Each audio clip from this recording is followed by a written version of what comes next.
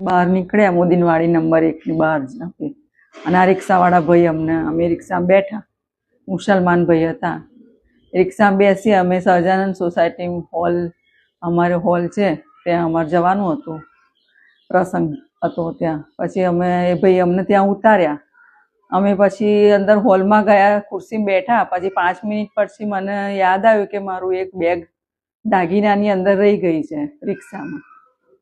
પછી એ ભાઈ અડધો કલાક પોણો કલાકમાં તો અમને એ પાછી દાગીનાની બેગ આપવા આવ્યા. એટલી ઈમાનદારીપૂર્વક અમને આપી ગયા.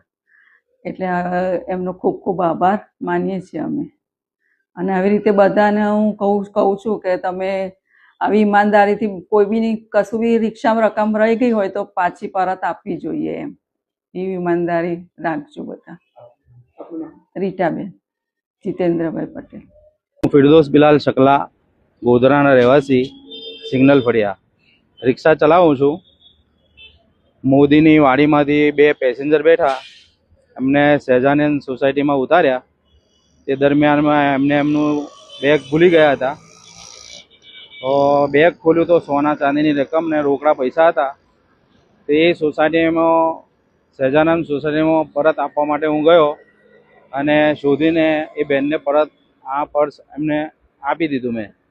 અને મઝહબી ઇસ્લામ અમને આ જ તાલીમ આપે છે કે કોઈની રકમ મળે તો એને પરત પાછી આપી દેવી એમ. અમારા સહજાનંદ સોસાયટીમાં આ બેન અમને આવતા હતા કાઠિયાવાડમાંથી. તેમનું સોનાનું પર્સ રિક્ષામાં ભૂલી ગયા હતા. આ રિક્ષાના ડ્રાઈવર એ આજે એમની માનસાઈ અને માનવતા દેખીને આ સોનાનું આખું ભરેલું બેગ એમને પાછું પરત આપવામાં આવ્યા હતું. આ બેન શું નામ આપનું? ફિરદોસ બિલાલ શકલા મારું નામ છે. અને રિક્ષામાં બેઠેલા અને મને ખ્યાલ હતો કે છેલ્લા પેસેન્જર આપણે જ હતા. અને એકદમ મારી પર્સ પર નજર પડી. મેં એમનું પર્સ એટલે ખોલ્યું કે કોન્ટેક્ટ થાય ફોન નંબર પર એમ. અને પછી પેક કરીને પૈસાને બધું એટલે હું પરત રિક્ષા લઈને તૈયારીમાં જઈને આવી ગયો એમને આપવા માટે. આપનો ખૂબ ખૂબ આભાર.